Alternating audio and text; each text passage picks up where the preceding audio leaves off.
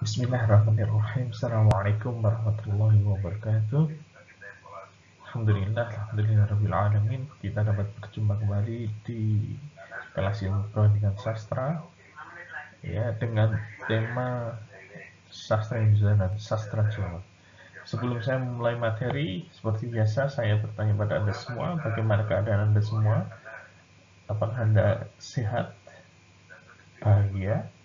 Semoga Anda semua dalam keadaan sehat dan bahagia. Amin ya rabbal alamin. Oke, jadi saat kita hendak membandingkan dua hal, ya, paling tidak kita mempunyai basis yang bagus di dalam kerja pembandingan, ya. Jadi ada alasan mengapa dibandingkan, ya. Ada beberapa aspek yang menjadi anteseden, ya, dari kerja pembandingan yang masuk akal, ya. Jadi tidak bisa, ya, atau dapat dikatakan tidak tepat ketika tiba-tiba ada dua karya yang Anda pilih secara acak kemudian dibandingkan begitu saja. Ya, bisa sih sebenarnya dalam konteks pembandingan yang biasa saja lah. Intinya ini ada dua karya sastra, saya bandingkan gitu. Tapi dalam kerja akademik, alasan mengapa sesuatu dibandingkan itu kan harus diajukan dulu, ya. Ini dibandingkan karena mempunyai latar belakang ini dan itu, ya. Baru kemudian ada teorinya dan lain sebagainya, kemudian analisis, ya, pembahasannya seperti apa. Jadi seperti itu kerjanya, ya. Dan sekali lagi pembandingan, ya, di dalam perbandingan sastra atau kerja sastra bandingan itu tetap harus mengikuti prosedur tertentu, ya. Tidak bisa tiba-tiba ada dua karya langsung Anda bandingkan, ya. Jadi kalau Anda misalkan nanti skripsi tertarik menggunakan pendekatan sastra bandingan, bisa saja Anda cari karya sastra yang mempunyai aspek-aspek yang bisa Anda gunakan sebagai hujah, ya, atau argumen mengapa keduanya layak untuk dibandingkan. Jadi ada tadi sastra Indonesia, ada sastra Jawa. Mari kita mulai dengan sastra Indonesia dulu, ya. Seperti mungkin saya pernah menyampaikan ini pada Anda, ya. Kalau kita berbicara sastra Indonesia memang agak rumit, ya. Ada banyak perbedaan pendapat tentang kapan dimulainya sastra Indonesia, ya. Ada buku yang merangkum perdebatan itu, buku Ayub Rosidi, ya. Saya ada buku ini, ya, misalkan ada buku ini saya punya, Ikhtisar Sejarah Sastra Indonesia misalkan. Ada buku lainnya lagi juga Ayub Rosidi, saya gimana ya, saya lupa judulnya, tapi juga berbicara tentang perdebatan kapan dimulainya sastra Indonesia, ya. Ada pendapat dari Nugroho Notosusanto, ya, di dalamnya. Kemudian ada pendapat dari Bagri Siregar, ada pendapat dari mungkin Bagri Siregar tidak dimasukkan di dalam bahasan perbedaan itu, ya, oleh Ayub Rosidi. Tapi Bagri Siregar mempunyai buku sendiri, Sejarah Sastra Indonesia Modern, ya. Saya ada bukunya kuno sekali, tahun 60-an, ya. Kemudian ada pendapatnya Omar Yunus yang bukunya Rosidi, ya. Kemudian ada pendapat A.B. Yasin serta pendapat Ayub Rosidi sendiri. Yang unik adalah, nah ini juga penting untuk Anda ketahui, Ayub Rosidi ini mulai memikirkan bahwa ada tradisi yang berbeda antara sastra Indonesia dengan sastra, misalkan sastra Sunda, sastra Jawa, ya.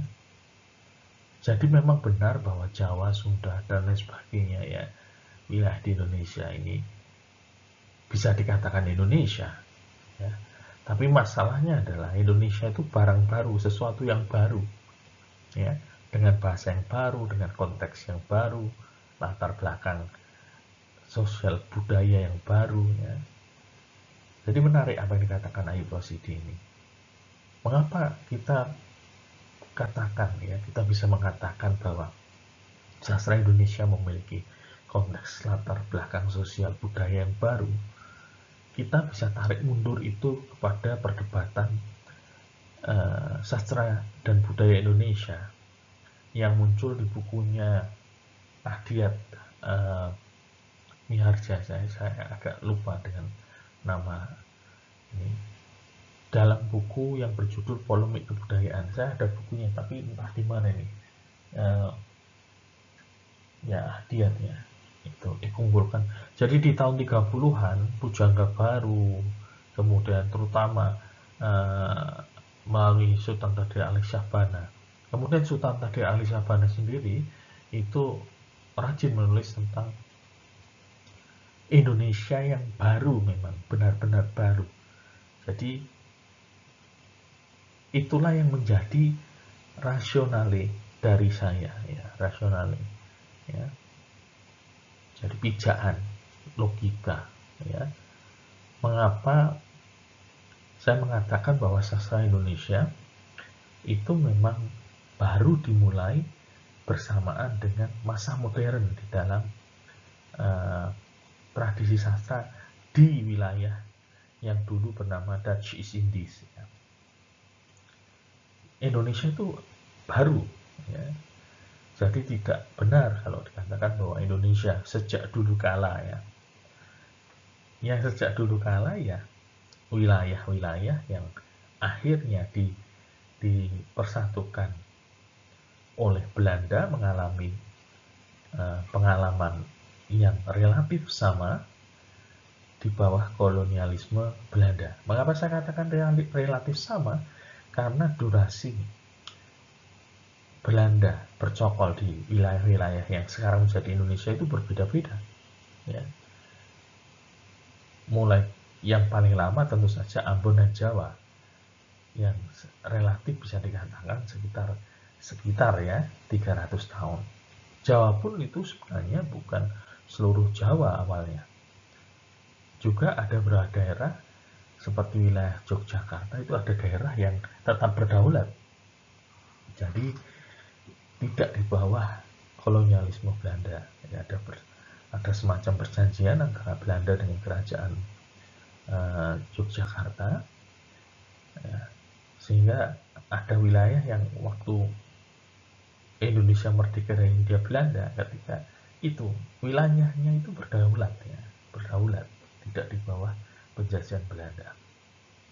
Kemudian kita bisa dapati misalkan daerah-daerah di Sumatera baru ditaklukkan di pertengahan akhir dari abad 19, seperti Aceh itu baru awal abad 20 itu baru ditaklukkan Belanda, ya. Jadi benar perkataan siapa itu, logis, saya lupa, wartawan itu, saya ada bukunya, yang mengatakan kurang lebih bahwa Indonesia dijajah Belanda 300 sekian tahun itu ya memang mitos, ya, karena memang tidak tepat, ya. Tapi di sisi lain ada seorang peneliti, sebentar, saya ada bukunya. Nah, ini ada peneliti namanya Rob Nieuwenhuis, ya. Dia orang Belanda kalau dilihat dari namanya, ya. Di dalam buku Mirror of the Indies, kalau saya tidak salah, saya masih mengingat beberapa poinnya. Jadi meskipun angka 300 itu mitos, tapi bagaimana juga Dutch East Indies yang kemudian menjadi Indonesia, ya wilayahnya seperti yang kita kenal sekarang. Dan permulaannya adalah memang sekitar ketika merdeka 1945 ya, atau versi Belanda itu 1949, itu ya memang sekitar 300 tahun. Ya, dapat dianggap seperti itu ya. Meskipun Rob New ini juga bercerita bahwa proses menjadi Dutch East Indies yang luas itu prosesnya lama, bahkan kebanyakan daerah di yang sekarang jadi wilayah Indonesia itu baru dikuasai di pertengahan abad 19 dan awal abad 20 ya. Dengan menggunakan nasionalis seperti itu ya, kita bisa mengatakan yang kita rujuk itu sastra Dutch East Indies ya, ini menarik kan, atau sastra Indonesia. Indonesia memang benar berdiri di atas reruntuhan Dutch East Indies ya, atau Hindia Belanda. Tapi kan kita juga mengenal bahwa ada istilah sastra Hindia Belanda dan ada istilah sastra Indonesia. Artinya fokusnya adalah kata Indonesia kan. Jika itu yang menjadi fokus, maka kita akan menelusur dari mana Indonesia itu berawal, mulainya.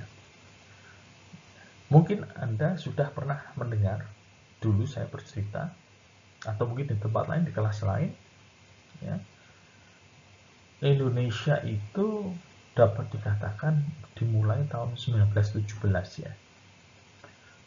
Ya, sebelumnya ada cerita misalkan istilahnya, ini bukan istilah yang 1917 ya, istilahnya itu muncul sebelum itu, tapi di kalangan antropolog untuk menyebut wilayah yang bentangannya luas ya.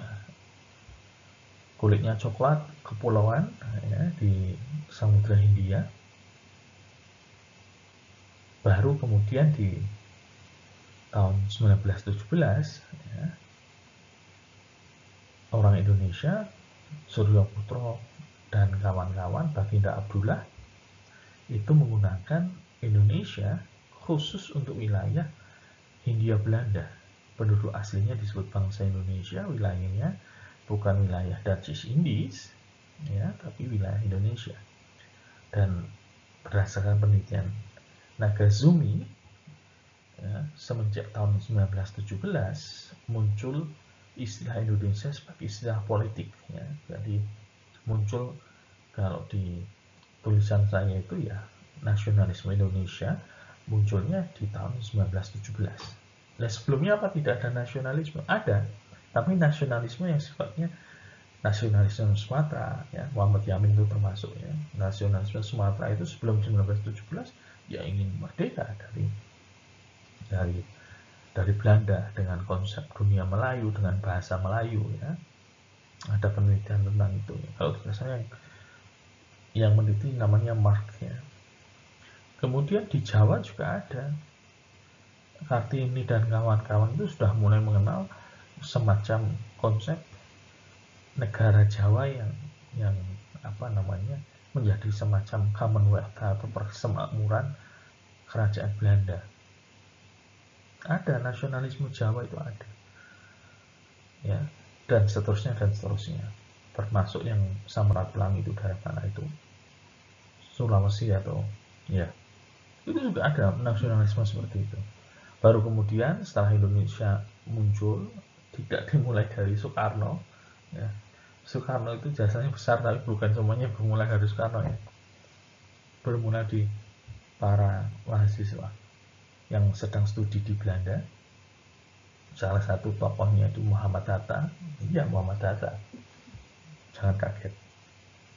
Ya, jadi tadi ada Suryo Putro dan Baginda Abdullah yang memulai istilah itu untuk khusus untuk Indonesia.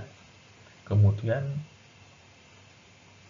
Hatta dan kawan-kawan menggunakan itu untuk mengubah istilahnya Perhimpunan Indonesia, kemudian majalahnya itu Indonesia Merdeka dan seterusnya menjadi gerakan politik. Jadi kemudian dari situ istilah Indonesia sebagai nasionalisme, sebagai istilah yang sifatnya politis, ya, yang anti kolonialisme, ya, itu merembet ke Hindia Belanda. Dan memang benar, kita bisa dapati karya sastra yang mulai berbicara tentang Indonesia itu adalah Azab dan Sengsara, ya.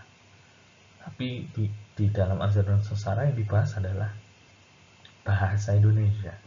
Baru kemudian di Siti Nurbaya sudah mulai dibicarakan tentang bangsa Indonesia, terus ibu kota Indonesia kelak, ya, dan seterusnya dan seterusnya. Jadi kita bisa katakan bahwa sastra Indonesia dimulai tahun 1920 dengan terbitnya Azab dan Sengsara, atau misalkan agak geser sedikit 1922 terbitnya Siti Nurbaya. Karya sastra sebelum itu masih berbicara hal-hal yang belum Indonesia secara keseluruhan, ya, seperti karya sastra Mas Marco Kartodikromo misalnya, Stonehenge itu baru berbicara tentang tanah Jawa. Begitu juga dengan karya siapa itu, Hikayat Kadirun, itu karya siapa? Saya lupa. Pemimpin Semaun, ya. Nah, itu pemimpin PKI pertama. Itu juga masih bicara tentang tanah Jawa. Jadi belum melihat Indonesia secara Indonesia sekarang, ya. Jadi ya tadi saya katakan bahwa kita melihat sastra Indonesia dimulai tahun 1920, ya. Nah, sastra sebelumnya bagaimana? Nah, ini uniknya. Sastra modern di Hindia Belanda sudah mulai jauh sebelum itu. Ya, ada sastra Tionghoa, ada sastra Jawa, ya, ada sastra Sunda, ya, itu ada sastra Betawi juga, sudah mulai sebelum sastra Indonesia dimulai. Jadi mau tidak mau kita memasukkan sastra Indonesia memang sudah langsung masuk periode sastra modern. Pengertian modern di sini dalam konteks yang dipakai John, saya memakai konteks John adalah sudah mulai diperuntukkan untuk reading public, ya. Nah, jadi sudah mulai untuk didistribusikan untuk orang-orang, dibaca sendiri di rumah, kemudian penulisnya sudah mulai menuliskan namanya, kemudian sudah mulai realisme, ya, bukan sesuatu yang cerita legenda, mitos dan sebagainya. Kemudian muncul genre seperti novel, kan sebelumnya tidak ada seperti itu, ya. Ya, jadi sastra Indonesia muncul ketika sastra di Hindia Belanda sudah modern, sudah di masa modern, ya. Oke. Lalu bagaimana dengan sastra Jawa, ya? Nah, kalau sastra Jawa ini tadi saya sudah katakan, ketika sastra Indonesia muncul, sastra Jawa, sastra Sunda, sastra Betawi itu sudah ada duluan, ya. Sudah ada dan sudah mengalami periode modern, ya. Sudah mengalami periode modern. Kalau tradisi sastra Jawa sih memang tradisinya sudah panjang, ya. Ya, karena ada kaitannya dengan tradisi yang diambil dari kesusastraan Hindu, kesusastraan India, ya. Jadi itu di masa Mataram Hindu, masa Majapahit, ya. Kita bisa menyebut dapat dimulai dengan istilah dengan sastra Jawa kuno, ya. Ada karya-karya seperti Ramayana, ada karya Arjuna Wiwaha, ya, atau Wiwaha. Kemudian ada Bharatayuda, ya, jadi seperti Ramayana oleh Yogiswara, ya. Bharatayuda itu oleh Mbu Sedah atau Empu Panuluh ya. Kemudian ada Arjuna Wijaya ya, Arjuna Wijaya oleh Empu Tantular. Jadi tradisinya sudah lama sekali, tapi itu kuno ya, kuno itu ya memang karyanya distribusinya ya apa namanya lingkup tertentu ya, belum diproduksi massal begitu, belum meskipun nama sudah dicantumkan ya kan, kadang perbedaan antara sastra yang model lama dengan yang sudah modern itu kan, salah satu ahli mengatakan antara anonim dengan tidak anonim ya kan. Kalau Anda belajar sastra yang folklore itu kan memang anonim ya, itu kalau sudah bergeser sedikit, sudah mulai dicantumkan nama, itu sudah dianggap memiliki nilai modern begitu, karena orientasinya sudah orientasi apa namanya pribadi ya, kepopuleran pribadi, nilai material yang bisa diperoleh dari pencantuman nama dan lain sebagainya. Jadi bersastra sebagai sesuatu yang apa namanya sudah modern, individualistik ya. Nah kalau ini tadi dia sirkulasinya di wilayah tertentu, di lingkup kerajaan, belum disebarkan secara umum begitu ya. Kemudian ada sastra modernnya Jawa ya, tapi sebelum sastra modern Jawa ini ada sastra Jawa Baru ya. Ini ada istilah apa namanya, kita bisa menyebut nama misalnya Ronggo Warsito ya, kemudian siapa lagi ya, kita bisa menyebut lainnya lagi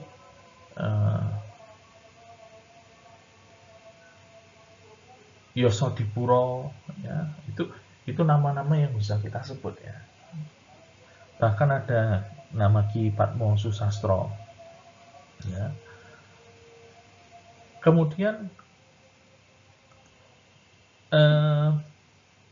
saat kita bicara tentang sastra Jawa modern, kita akan mendapati bahwa di masa kolonial Belanda, sastra Jawa modern itu juga berkembang. Di salah satu tulisan Andries Chu ya, Andries Chu itu saya agak lupa judulnya, tapi intinya coba nanti saya masukkan dalam daftar referensi. Andries Chu itu saat berbicara tentang peran dari Balai Pustaka, itu dia menyebut tentang apa namanya, bagaimana Balai Pustaka ya, itu penerbit resmi pemerintah kolonial Hindia Belanda, itu juga mencetak sastra Jawa ya, baik yang karya yang diterjemahkan dalam bahasa Jawa maupun pengarang-pengarang Jawa ya. Itu jadi sastra Jawa sudah muncul lama ya, kemudian bersambung terus di masa kolonial, tetap jalan. Bahkan misalkan kita bisa menyebut Kancil, itu juga sebagai bagian dari sastra Jawa ya. Ada artikel di Archital yang bicara tentang Kancil, itu juga menunjukkan cerita Kancil itu ada di dalam tradisi Melayu, juga ada di dalam tradisi sastra Jawa. Yang menarik ya. Jadi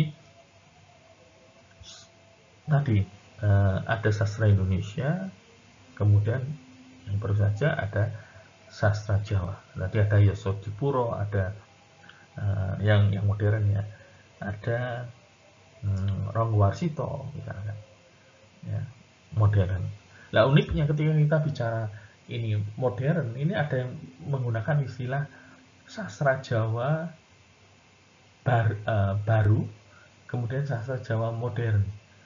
Jadi memang penggunaan istilah ini memang agak fleksibel ya, agak lentur, atau mungkin dapat dikatakan Ada yang memang membagi seperti itu, jadi bukan masalah fleksibel tapi perbedaan perspektifnya. Jadi ada membagi seperti sastra Jawa kuno, sastra Jawa tengahan, sastra Jawa baru, sastra Jawa modern misalkan. Ada membagi sastra Jawa kuno, sastra Jawa tengahan, sastra Jawa modern. Ada membagi sastra Jawa kuno dan sastra Jawa modern. Nah, kalau tadi saya menggunakan sum of rule-nya, aturannya bahwa ketika sudah mulai public reading, sudah mulai disebarkan ke masyarakat, tidak anonim, ya, tidak hanya bersirkulasi, tidak di dalam lingkup tertentu saja, sudah mulai disebarluaskan, itu sudah bisa dimasukkan dalam sastra Jawa modern.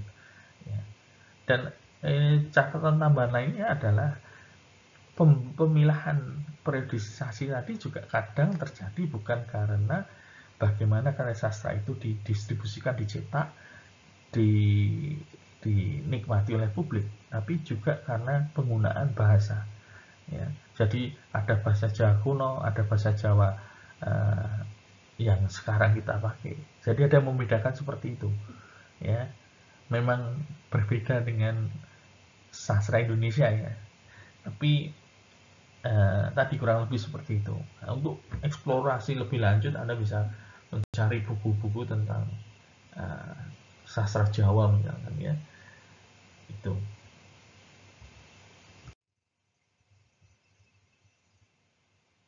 Oke. Jadi saat kita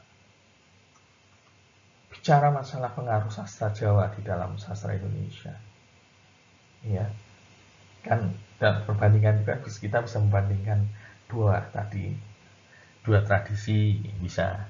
Kemudian kita bisa bicara pengaruh, kita bisa bicara teks sumber dengan teks terjemahan, perbedaannya di mana, itu bisa. Jadi sastra bandingan itu luas dan sifatnya interdisipliner.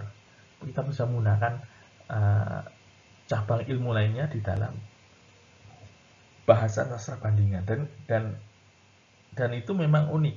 Kalau tidak salah saya pernah membahas sebelumnya bahwa tidak ada teori yang khusus di dalam sastra bandingan.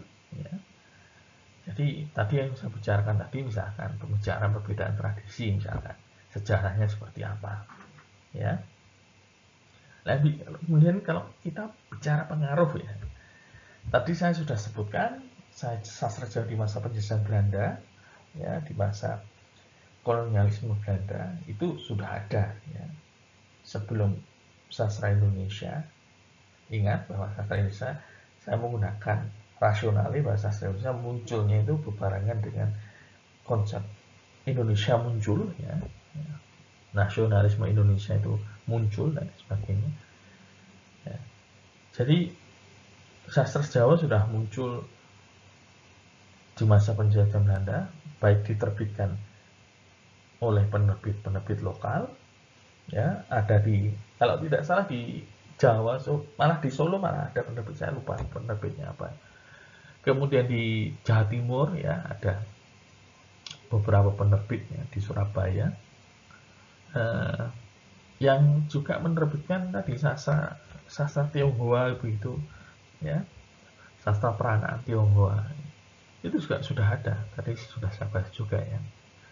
Nah, kemudian kita kalau berbicara tadi, jadi sastra Jawa sudah mulai duluan ya. Kemudian muncul sastra Indonesia.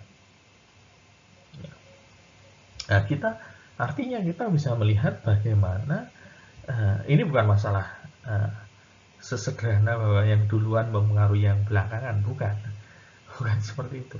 Tapi kita bisa melihat bahwa budaya yang ada, yang sudah established, sudah mapan, sudah berlangsung lama, itu memang potensial mempengaruhi budaya yang muncul belakangan ya. Apalagi di dalam konteks Indonesia itu kan muncul belakangan, masih di dalam space yang sama ya, tapi ada ide yang baru, paradigma keindonesiaan ya. Jadi orang melihat dirinya itu bukan lagi sebagai bangsa Jawa ya. Ketika Indonesia muncul, mereka mulai menyebut diri mereka, orang Jawa menyebut mereka sebagai bangsa Indonesia ya. istilah bangsa Jawa sudah tidak terdengar lagi. Ya, apa Anda masih merasa sebagai bangsa Jawa? Tidak, mesti mengatakan saya bangsa Indonesia dari suku Jawa, begitu. Atau saya orang Jawa, tapi saya bangsa Indonesia. Padahal dulu istilah bangsa itu dari bahasa Sanskerta, bangsa, ya, bangsa, ya, bangsa. Unik kan? Oke. Kemudian kita, oh ya, kan bahasa Sanskerta masuk ke dalam bahasa Jawa dulu, ya, dan bahasa Melayu, kemudian baru masuk ke dalam bahasa Indonesia. Bahasa Indonesia kan bahasa yang baru tahun 1920 ya mulainya. Tadi disinggung di Asal dan Sengsara, bukan pada saat Sumpah Pemuda. Sumpah Pemuda kan baru 1928 ya. Istilah bahasa Indonesia sudah muncul di tahun 1920. Nah, ini kemudian kita bicara bagaimana bahasa Indonesia itu dipengaruhi oleh bahasa Jawa, ya. Karena memang tadi Indonesia itu muncul di wilayah yang sebelumnya ada Jawa, ada Sunda, dan seterusnya. Sudah ada bahasa yang sudah mapan duluan, bahasa Jawa. Loh Pak, tapi kan bahasa Indonesia dari bahasa Melayu. Iya, tapi di dalam perkembangannya bahasa Melayu yang di Indonesia itu bergerak menjauh dari bahasa Melayu yang ada di Semenanjung Melayu. Ya karena tadi berkembangnya dengan pusat di Jawa. Ya, terutama dengan adanya konsep Batavia, kemudian Batavia menjadi Jakarta, ada Balai Pustaka, ada orang-orang Batavia dan orang Jakarta yang mempengaruhi sastra Indonesia. Jadi bahasa Melayu menjadi bahasa Indonesia, dan di Pulau Jawa ya tentu saja orang Jawa kan banyak memang, dan memang etnis Jawa, suku Jawa memang kalau tidak salah itu 40-50% bangsa Indonesia itu dari dulu ya, kalau kita mau menggunakan istilah dari dulu sejak zaman kolonial Dutch East Indies kemudian menjadi Indonesia, itu memang orang Jawa itu memang banyak gitu. Jadi dia ada 40% mempengaruhi perkembangan bahasa Indonesia, dan Anda kan bisa menyaksikan sendiri bahwa banyak kosakata Jawa yang masuk ya, meskipun kadang disebut berasal dari bahasa Sanskerta, tapi kita harus juga ingat ya bahwa bahasa Sanskerta itu memang komponen dari tanda petik bahasa Jawa kuno, bahasa Jawa modern gitu. Nah, kan kadang bahasa Indonesia mendaku bahwa itu diambil dari bahasa Sanskerta misalkan. Iya memang benar, tapi kalau tidak ada penengah ya bahasa Jawa atau pengaruh bahasa Jawa yang dipengaruhi bahasa Sanskerta di dalam pengembangan kosakata Jawa, ya tidak mungkin seperti itu kan, tidak mungkin secara random saya mau mengambil dari bahasa Jerman, kan tidak mungkin. Ya, satu bahasa itu berkembang pasti ada latar belakangnya. Bagaimana ia berkembang dan bagaimana ia hendak dikembangkan. Ini pengaruh bahasa Jawa itu luar biasa kuat. Kemudian karya-karya klasik sastra Jawa juga berpengaruh terhadap perkembangan sastra Indonesia. Tadi ada karya-karya yang saya sebutkan tadi, ada Arjuna Wiwaha, ada Mahabharata, ada Arjuna Wijaya ya, dan seterusnya. Itu mempengaruhi sastra Indonesia. Kemudian kita bisa berbicara sastrawan Indonesia dalam sastra Indonesia ya. Yang sebelumnya kalau tidak salah mungkin sudah saya bahas ya, ada Linus Suryanti Agi, ada Danarto, ada Gunawan Muhammad, ada Darmanto Yatman ya. Kemudian yang unik adalah ini istilah yang mungkin Anda tidak dapat di mana-mana ya, di tempat lain ya. Jadi saya menyebutnya mengindonesiakan Jawa ya. Jadi sastrawan yang kuat akarnya dalam akar susastra Jawanya ya, itu mengindonesiakan Jawa. Itu kentara sekali, bisa kita dapati ya Sapardi Djoko Damono ya, ada kan Sapardi Djoko Damono yang karyanya itu yang bahasa itu uh, Ramasinta misalkan, Ramasinta, tapi dibuat sebagai semacam prosa liris begitu, ada dalang, ada ini dan seterusnya, ya. Itu kan dari tadi sastra Hindu masuk sastra Jawa dulu kan, tidak langsung kan dari sastra Hindu ke sastra Indonesia. Sastra Hindu masuk sastra Jawa dulu, ya mungkin lewat tradisi wayang atau bahkan lewat tradisi sastra Jawanya sendiri, baru memengaruhi Sapardi, baru memengaruhi bagaimana Sapardi seperti Djoko Damono yang baru saja meninggal, ya itu melahirkan karyanya itu. Begitu juga dengan Gunawan Muhammad, ya. Darmanto Yatman dia seorang Katolik, Luni Suradi Agi juga Katolik. Tapi tadi bukan masalah Katolik atau tidaknya, tapi pengaruh Jawanya yang yang mereka transfer di dalam melahirkan karya sastra yang Indonesia, yang berkeindonesiaan, yang memiliki karakter Indonesia, ya salah satu hal yang sederhana ya tadi menggunakan bahasa Indonesia. Jadi kisahnya, dunianya itu dunia Jawa, ya, world view-nya itu Jawa, tapi mereka transfer ke dalam bahasa Indonesia. Meskipun kadang karya yang muncul itu masih ada kosakata Jawa, tapi justru itulah bukti bahwa ada pengaruh, ya, ada pengaruh sastra Jawa dan bahasa Jawa di dalam karya-karya yang mereka lahirkan. Disitulah kita sebagai seorang pengkaji sastra bandingan bisa misalkan membandingkan karya seorang sastrawan, kita bisa merujuk pada teks yang Anda anggap Anda punya bukti kuat bahwa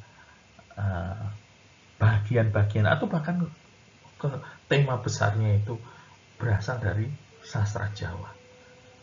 Anda kupas di situ bagaimana pembandingannya dan seterusnya. Jadi begitulah cara membandingkan. Anda mempunyai argumen, ya, pijakan bahwa ini loh ada bandingannya. Ini orang Jawa, tema besar karyanya ini mirip atau bahkan persis dengan ini. Nah, Anda kupas pengaruh itu di mana, perbedaannya di mana. Ini ketika sudah di Indonesia kan tanda petik, ya, oleh sastrawan ini, ya, atau dimodernkan, Anda bisa menggunakan istilah seperti itu. Hasilnya seperti ini loh, ada perubahan dan seterusnya dibandingkan karya sastra Jawa yang menjadi rujukannya, ya, menjadi inspirasi dari proses kreatif sastrawan ini, ya, sastrawan X ini, misalkan sastrawan Fulan ini atau Fulanah ini, gitu ya. Oke, semoga bermanfaat bagi Anda semua. Sampai jumpa di pertemuan berikutnya, ya. Jangan lupa saya persilahkan untuk memperluas horizon pengetahuan Anda, khasanah keilmuan Anda dengan mencari bacaan sebanyak-banyaknya tentang tema-tema materi yang sudah saya sampaikan. Jadi harapan saya Anda tidak mendapat ilmu, mendapat pengetahuan dari saya saja, ya. Anda membuka diri, mau membuka diri, karena semua kembali pada niatan Anda. Oh, saya ingin memperdalam pengetahuan saya, ya. Apalagi di masa sekarang kan Anda mempunyai internet, ya. Teknologi itu Anda pergunakan bukan untuk nonton video-video di YouTube atau di Facebook yang konyol-konyol saja. Ya, itu boleh untuk hiburan, ya. Tapi ya untuk hal-hal yang seperti ini Anda pergunakan, Anda cari, Anda berselancar di internet untuk mencari rujukan-rujukan baru. Mungkin sesuatu yang belum saya sampaikan Anda bisa lebih tahu. Saya malah senang seperti itu, ya. Bahkan Anda bisa bertanya atau mengkritik saya, misalkan ada beberapa hal yang ternyata perkembangan terbarunya tidak seperti itu Pak. Tidak Pak, ada artikel yang mengatakan begini begitu, berbeda dengan yang Bapak sampaikan. Ya, jadi seperti itu tidak apa-apa, tidak masalah ya. Oke, sekian materi kita untuk kali ini. Semoga bermanfaat bagi Anda. Akhir kalam, assalamualaikum warahmatullahi wabarakatuh.